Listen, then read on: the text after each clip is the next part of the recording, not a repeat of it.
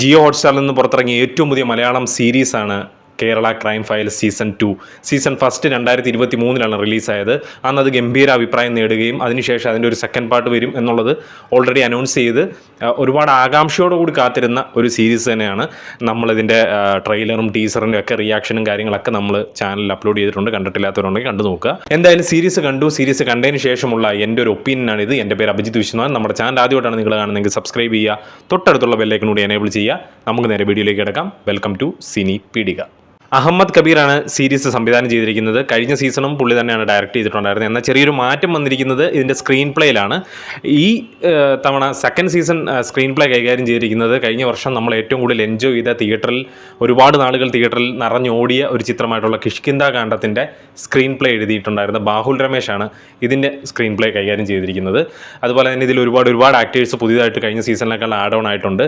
കഴിഞ്ഞ സീസണിൽ അജു വർഗീസ്, ലാൽ ഒക്കെ ആയിരുന്നു മെയിൻ കഥാപാത്രങ്ങളായിട്ട് വന്നിട്ടുണ്ടെങ്കിൽ ഇവിടെ വരുമ്പം അർജുൻ രാധാകൃഷ്ണൻ, ഇന്ദ്രൻസ്, ഹരിശ്രീ അശോകൻ ഇവരെല്ലാവരും കൂടെ നമ്മുടെ അജു വർഗീസും ലാലും ഒക്കെ ഇതിനകത്ത് മെയിൻ ഒരു പാർട്ടായിട്ട് വരുന്നുണ്ട്. സീരീസ് എങ്ങനെയുണ്ട് എന്നോട് ചോദിച്ചു കഴിഞ്ഞാൽ വളരെ ചെറിയൊരു സീരീസാണ്. 6 എപ്പിസോഡുള്ള, കഴിഞ്ഞ സീസണും അതത്ര ഉണ്ടായിരുന്നുള്ളൂ, 6 എപ്പിസോഡുള്ള ഒരു ഗംഭീര ത്രില്ലർ പോലീസ് സ്റ്റോറിയാണ് കേരള ക്രൈം ഫയൽസ് എന്ന് പറയുന്നത്. സൂപ്പർവായിട്ട് എടുത്തിട്ടുണ്ട്. കാരണം എന്തുകൊണ്ടാണ് ഞാൻ അങ്ങനെ പറയാൻ കാരണം എന്ന് ചോദിച്ചു കഴിഞ്ഞാൽ ഒരുപാടടുത്ത് ഫ്ലോസ് ഉണ്ട്. അത് നെഗറ്റീവ് സൈഡിൽ ഞാൻ പറയാം. പക്ഷെ ഫസ്റ്റ് ഞാൻ എന്തായാലും അതിൻ്റെ പോസിറ്റീവ് പറഞ്ഞാലേ പറ്റത്തുള്ളൂ. ഈ സീരീസ് തീർന്നു കഴിയുമ്പം എൻ്റെ മനസ്സിൽ ഒരുപാട് ചോദ്യങ്ങളുണ്ട്. അതിനുള്ള ഉത്തരവും എൻ്റെ മനസ്സിൽ തന്നെ ഉണ്ട്. പിന്നീടും കുറേ ചോദ്യങ്ങൾ വരുന്നു. അതിൻ്റെ ഉത്തരം ഞാൻ തന്നെ കണ്ടുപിടിക്കുന്നു എന്ന് പറയുന്നൊരു പ്രോസസ്സിങ് ഉണ്ടല്ലോ. നമ്മൾ കണ്ടതിന് ശേഷവും നമ്മളെ ആ സീരീസുമായിട്ട് അല്ലെങ്കിൽ അതിലെ കഥാപാത്രങ്ങളായിട്ട് അല്ലെങ്കിൽ ആ ഒരു കഥാഗതിയുമായിട്ട് നമ്മളെ പിടിച്ച് ടോർച്ചർ ചെയ്യുന്നൊരവസ്ഥ, അത് ഞാൻ ഭയങ്കരമായിട്ട് എൻജോയ് ചെയ്യുന്നുണ്ട്. വളരെ കുറച്ച് സിനിമകൾ മാത്രമേ ഞാൻ അത്രയും ഇൻവോൾവ് ആകത്തുള്ളൂ. ഈ സീരീസ് എന്നെ അത്രയും ഇൻവോൾവ് ആക്കി. ഒറ്റ സ്ട്രെച്ചിലാണ് ഞാൻ കണ്ടു തീർത്തത്. സൂപ്പർബ് എന്ന് പറഞ്ഞാൽ സൂപ്പർബായിട്ട് അതിനെ റൈറ്റിംഗ് സൈഡ് ഗംഭീരമാക്കിയിട്ടുണ്ട്. ഒരുപാട് വെറൈറ്റികളുണ്ട്. ബാഹുൽ രമേശിൻ്റെ കിഷ്കിന്ദ കാണ്ഡം എന്ന് പറഞ്ഞ സിനിമ കണ്ടിട്ടുള്ളവർക്കറിയാം. അതിൽ മെയിൻ ആക്ടേഴ്സ് മാത്രമല്ല, അതിൽ കുറേ കുരങ്ങന്മാരും ഒരു മെയിൻ റോൾ ചെയ്യുന്നുണ്ടായിരുന്നു. അതുപോലെ തന്നെ ഇവിടെ പോലീസും കുറച്ച് കള്ളന്മാരും മാത്രമല്ല, ഇതിൽ കുറച്ച് ആനിമൽസും ഇതിൻ്റെ ഒരു മെയിൻ പാർട്ടായിട്ട് വരുന്നുണ്ട്. ഒരു പെറ്റ് ലവേഴ്സിനൊക്കെ ഒരുപാട് ടച്ച് ചെയ്യുന്ന രീതിയിൽ അല്ലെങ്കിൽ ഒരുപാട് കണക്ട് ചെയ്യാൻ പറ്റുന്ന രീതിയിലുള്ള ഒരുപാട് സീനുകളും കാര്യങ്ങളൊക്കെ ഇതിനകത്ത് വെച്ചിട്ടുണ്ട്. ഇതൊരു സ്പോയിലറല്ല, ബട്ട് എനിക്കത് പറയാതിരിക്കാനും പറ്റത്തില്ലാത്തൊരവസ്ഥയാണ്. കാരണം അത്രയും ഇമ്പോർട്ടൻസ് ഈ സ്ക്രിപ്റ്റിൽ അവർ അങ്ങനെയുള്ളൊരു ആനിമൽസിന് കൊടുത്തിട്ടുണ്ട്.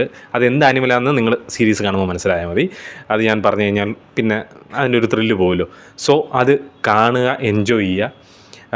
അമ്പിളി രാജു എന്ന് പറയുന്ന ആ ഒരു CPO കാണാതാവുകയും തുടർന്ന് ആ CPO ഒരു സ്ഥലം മാറ്റവും കാര്യങ്ങളൊക്കെ വരുന്ന സമയത്ത് പെട്ടെന്ന് അദ്ദേഹത്തിനെ കാണാതാവുന്നു. ഇന്ദ്രൻസാണ് ആ കഥാപാത്രം ചെയ്യുന്നത്.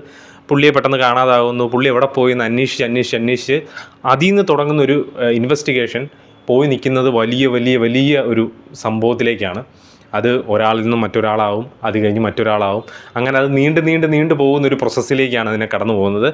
അതുകൊണ്ട് തന്നെ എനിക്കൊരു നെഗറ്റീവായിട്ട് പറയാനുള്ള, നെഗറ്റീവെന്ന് പറയാൻ സാധിക്കില്ല, എനിക്കൊന്ന് ആ താഴത്തെ ഒരു ക്യാപ്ഷനായിട്ടുള്ള അമ്പിളി രാജു എന്ന് പറയുന്ന ഒരു സാധനം ഇവർ മെൻഷൻ ചെയ്യേണ്ട ആവശ്യമില്ലായിരുന്നു എന്ന് എനിക്ക് തോന്നി. പിന്നെ അത് പറഞ്ഞ് ബാക്കിയുള്ള ക്രൈംസിലേക്ക് പോകുമ്പോഴും അല്ലെങ്കിൽ അതിൻ്റെ ഒരു തീവ്രത കാണിച്ചു തരുമ്പോഴായിരിക്കും മേ ബി നമുക്കത് ഹിറ്റായിട്ടുള്ള. ബട്ട് പലയിടത്തും അവിടെ തുടങ്ങിയിട്ട് ആ ക്യാരക്ടറിനെ കുറച്ചും കൂടി കാണിക്കാൻ ഉണ്ടായിരുന്നിട്ട് കൂടി പെട്ടെന്ന് അതിനെ ഒരു ഫുൾ സ്റ്റോപ്പ് ഇട്ട് നിർത്തിയതുപോലെ ഒരു ഫീല് വന്നു. പെട്ടെന്ന് ആ ഒരു ക്യാരക്ടേഴ്സിൻ്റെ ഒരു പൂർണ്ണതയിലേക്ക് എത്തുന്നതിന് മുമ്പ് തന്നെ അതിനെ ഒരു ഫുൾ സ്റ്റോപ്പ് ഇട്ട് നിർത്തിയതുപോലെ ഒരു അങ്ങനൊരു കുട്ടി ഫീല് തോന്നി 2-3 ക്യാരക്ടേഴ്സിന്.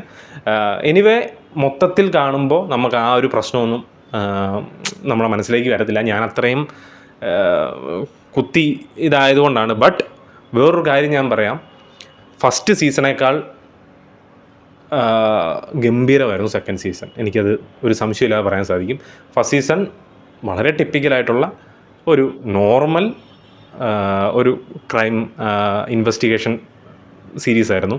എന്നാൽ ഇങ്ങോട്ട് വരുമ്പോൾ ഒരു ക്രൈം ഇൻവെസ്റ്റിഗേഷൻ മാത്രമല്ല, അതിൻ്റെ അകത്ത് ഒരുപാട് ഹ്യൂമൻ ഇമോഷൻസും അതുപോലെ തന്നെ നമുക്കത് എക്സ്പ്രസ് ചെയ്യാൻ സാധിക്കില്ല. അതാണ് ഏറ്റവും വലിയൊരു അതിൻ്റെ ഏറ്റവും ഒരു രസം എന്ന് പറയുന്നത്. ലാസ്റ്റ് ഒരു ഷോട്ടുണ്ട്, ഒരു സ്മൈലിംഗ് ഷോട്ടാണ്. അത് ഞാൻ ആര് സ്മൈൽ ചെയ്യുന്നു എന്ന് ഞാൻ പറയുന്നില്ല. ആ സ്മൈലിംഗ് ഷോട്ടിൽ നമുക്ക് ക്ലീനായിട്ട് ഒരു ഡയലോഗൊന്നും പറയാതെ അല്ലെങ്കിൽ ഒരു ക്ലാരിഫിക്കേഷൻ ആവശ്യമില്ലാതെ തന്നെ നമുക്ക് പല കാര്യങ്ങളും മനസ്സിലാക്കുന്ന ഒരു തരം മേക്കിംഗ് ആണ് ഈ സിനിമയിൽ, സീരീസിലുള്ള സിനിമ എന്ന് പറയുന്നതുകൊണ്ട് തെറ്റില്ല.